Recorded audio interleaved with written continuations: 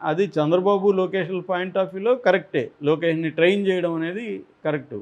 మిగతా వాళ్ళకి కూడా లోకేష్ నాయకత్వాన్ని యాక్సెప్ట్ చేసే విధంగా ట్రైన్ అవుతారు. ఇటు ప్రజలు యాక్సెప్ట్ చేస్తారు. నాయకులు, పార్టీలో ఉండే నాయకులు లోకేష్‌ని యాక్సెప్ట్ చేస్తారు. టోటల్ యంత్రాంగం యాక్సెప్ట్ చేస్తుంది. లోకేష్‌కి కూడా ట్రైనింగ్ అవుతుంది. ఇది మంచిదే. కానీ పవన్ కళ్యాణ్ నా పరిస్థితి ఏందిరా?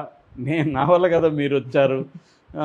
నేనేం చేయాలి ఇప్పుడు? నాకు డిప్యూటీ సీఎం అనేది ఊరికే పట్టానేనా అన్న కోపం వస్తుంది కదా. అందుకని అప్పుడప్పుడు ఒక ఉరుము ఉరిమినట్టు, ఒక మెరుపు మెరుస్తున్నట్టు ఇట్లా మాట్లాడేస్తాడు. అప్పుడు మళ్ళీ వాళ్ళు కొంత సర్దుకుంటారు. ఇది జరుగుతుంది. ఈ సర్దుబాటు జరిగినంత కాలం ఏమి ఇబ్బంది ఉండదు. పవన్ కళ్యాణ్ బయటికి రాడు. కానీ పవన్ కళ్యాణ్కి తలనొప్పి కలిగించే విధంగా లోకేష్ బిహేవ్ చేస్తే అప్పుడు ఇంకా ఉపయోగించని శంఖం ఉంది చేతిలో అని చెప్పి ఊదుతాడు. ఏది, నేను పొత్తు నుంచి బయటకు వస్తున్నాను అంటాడు. కానీ నిజానికి చెప్పుకోవాలంటే పవన్ కళ్యాణ్ సొంతంగా పోటీ చేస్తే 21 సీట్లు గెలిచేవాడా? 2 ఎంపీ సీట్లు వచ్చేవా? ఇతను డిప్యూటీ సీఎం అయ్యి ఉండేవాడా? ఫుల్గా డౌటే. ఎందుకంటే ఈ 10 ఏళ్లలో ఒకే ఒకరు గెలిచారు. ఒకరు కూడా అటు వెళ్ళిపోయారు. స్వయంగా అతనే గెలవలేదు 10 ఏళ్లలో ఎమ్మెల్యే కాల. మరి అలాంటప్పుడు చంద్రబాబు హెల్ప్ లేకపోతే పవన్ కళ్యాణ్ అంటే ఇప్పుడు మీరు ఏమంటారు, పిఠాపురంలో కూడా పవన్ కళ్యాణ్ పొత్తులో భాగంగానే గెలిచాడు 100%. ఇప్పుడు అక్కడ వర్మ లేకపోతే పవన్ కళ్యాణ్ గెలిచే పరిస్థితి లేదు. సో అందువల్ల పవన్ కళ్యాణ్ గెలుస్తున్నాడు లేదో పక్కన పెడితే ఖచ్చితంగా ఒక 4-5 కంటే ఎక్కువ వచ్చే పరిస్థితి లేదు. పవన్ కళ్యాణ్ గవర్నమెంట్లో పరిస్థితి లేదు. ఇలాగే ఉండాలి. ఇప్పుడు ఏమైంది పవన్ కళ్యాణ్కి? సెంట్రల్లో మోడీ చాలా ఇంపార్టెన్స్ ఇస్తున్నాడు. ఇక్కడ మంచి పదవి ఉంది. తన మంత్రులు 3 ఉన్నారు. వాళ్ళ అన్నని ఎమ్మెల్సీ చేసుకోగలిగాడు. ఒక పట్టు అయితే ఉంది కదా. కానీ మనిషికి ఎప్పుడైనా కూడా ఏది ఉందో దాంతో సాటిస్ఫై కాడు. ఏది లేదో అది కావాలనిపిస్తూ ఉంటుంది. That is the human nature. అందుకని పవన్ కళ్యాణ్కి ఏముంటుందంటే ఇది చాలదు, నాకు నేను చెప్పినట్టే నడవాలనుకుంటాడు. మామూలుగా ఒక సామెత ఉంటుంది, కొమ్మరి చక్రం మీద ఈగ కూర్చొని ఈ చక్రాన్ని నేనే తిప్పుతున్నాను అనుకుంటుంది. నిజానికి చక్రం తిరిగితే ఇది తిరుగుతుంటుంది. కానీ ఈగేమనుకుంటుంది, ఈ చక్రాన్ని నేను తిప్పుతున్నాను అనుకుంటుంది. పవన్ కళ్యాణ్ కూడా అదే పరిస్థితి. ఇతను గవర్నమెంట్లో ఒక చిన్న పార్ట్, ఒక మంత్రి అంతే. అతను నీకు డిప్యూటీ సీఎం అనేది రాజ్యాంగబద్ధమైన పదవి కాదు. దానికి సపరేట్ హక్కులు కానీ అధికారాలు కానీ ఏమి ఉండవు. ఊరికే అది ఒక అలంకారం అంతే డిప్యూటీ సీఎం.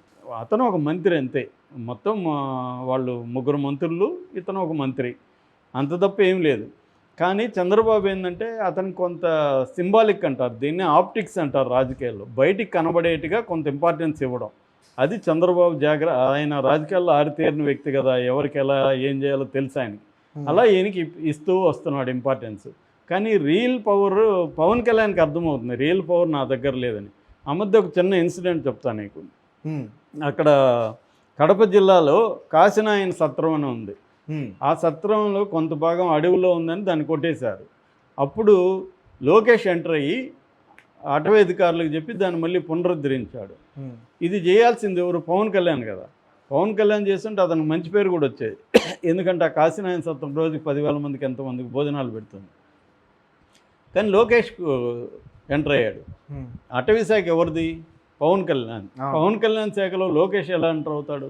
ఇటువంటి తలనొప్పుడు పవన్ కళ్యాణ్కి ఉన్నాయి. అట్లాగే పవన్ కళ్యాణ్ అధికారంలోకి వచ్చినాక నేను కక్ష తీర్చుకోను ఎవరి మీద, మేము ప్రజలకి బాధ్యత వహిస్తామని చెప్పాడు. కానీ చంద్రబాబు ప్రభుత్వం ఏం చేస్తుంది? డే 1 నుంచి అసలు ఇంకా ప్రమాణ స్వీకారం చేయకముందు నుంచే కక్ష సాధింపు అనేది మొదలుపెట్టేశారు.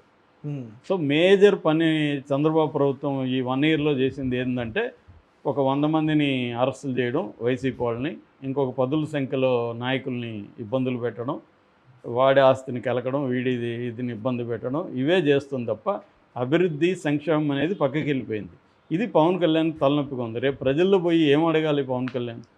ఇది ఇబ్బందిగా ఉంది పవన్ కళ్యాణ్కి. దానివల్ల పవన్ కళ్యాణ్కి ఉపయోగం ఏం లేదు. చంద్రబాబుకి, లోకేష్కి ఉపయోగం ఉండొచ్చు, పవన్ కళ్యాణ్కి ఏం లేదు. సో రెండవది, అనేక క్రైమ్ రేట్ బాగా పెరిగింది.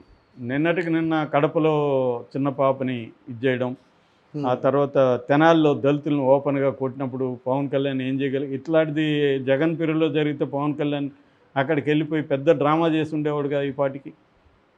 ఇవాళ అతను మాట్లాడేదానికి వాయిస్ లేదు పవన్ కళ్యాణ్కి. దళితుల మీద నేను దళితుల్ని అన్నాడుగా పవన్ కళ్యాణ్, నేను రెల్లు కులం అన్నాడు కదా. మరి దళితుల్ని అంత దారుణంగా వాళ్ళు నేరస్తులా కాదనేది పక్కన అది కోర్టు తేలాలి. వీళ్ళు ఊరు తేల్చడానికి పోలీసులను దారుణంగా కొడుతుంటే ఇతను మాట్లాడలేదు.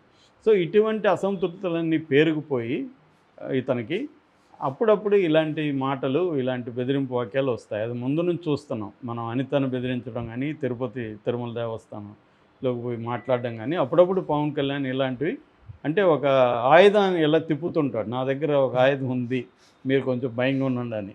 సో దాంతో వాళ్ళు మళ్ళీ సర్దుకుంటారు, మళ్ళీ ఇతను కూడా సర్దుకుంటాడు. ఆ ఆయుధం ఏంటంటే పొత్తులో బలం, పొత్తు నుంచి నేను బయటకు వెళ్తాను.